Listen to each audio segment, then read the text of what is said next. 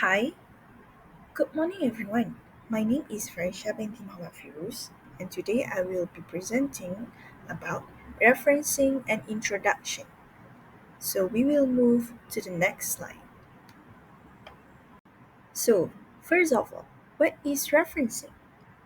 According to University of Leeds Library, referencing is the practice of acknowledging the sources of ideas, information, theories, images, or words used in assignments. It involves giving clear details about where each piece of information originated. So we will move to the next slide. What is the purpose of referencing? So we move on to the next slide, which is the purpose of referencing. So why would we have to do it? The first one is it helps us to avoid plagiarism by acknowledging the original authors. The second one, it gives proper credit to those whose ideas we use, showing respect for their work. The third one is to strengthen our arguments by supporting them with evidences. The fourth one is allowing the readers to locate resources for them to explore further about the topic. And the last one is proper referencing builds our credibility as writers, showing that our work is well researched and trustworthy. So we move on to the next one. The third one is about when do we need referencing? We need to use referencing in a variety of situations to show where our information comes from. For example, when we paraphrase someone else's ideas in our own words, we still need to give credit. When we include a direct quote, it is important to reference the source exactly. Similarly, when we summarize information from a text, we need to acknowledge the original author.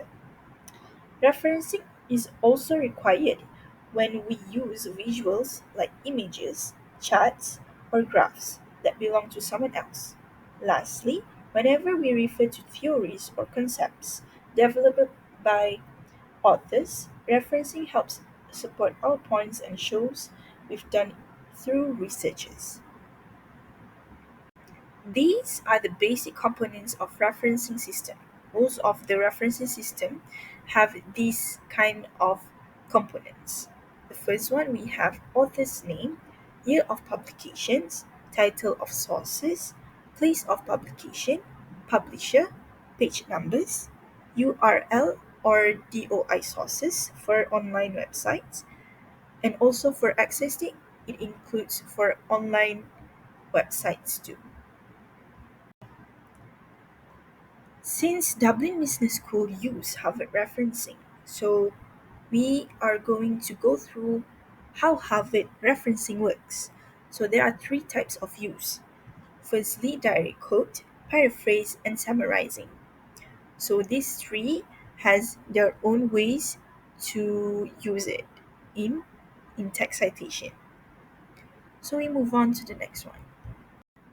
Okay, since Dublin Business School require us to use Harvard referencing, so I've choose three examples, which is book example, journal article example, and also online PDF report. So these three, the similarity of these three for reference list, they all put the author's name, year, and also the title of the book. But only the a bit difference between these three example. For a book, they put the place of the book published, while journal article, they put the volume number and issue number. As you can see in the reference list example, for the journal article, they have 12 and 3.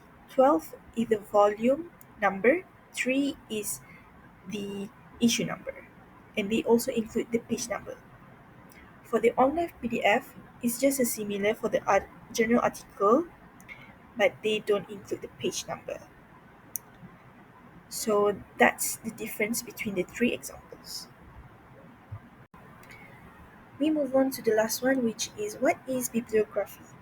Bibliography and reference lists are a bit similar. The definition of bibliography is Bailey 2018 defines a bibliography as a comprehensive list of all sources consulted throughout the research process, regardless of whether they were directly cited within the text. So, what is the difference between a reference list and bibliography?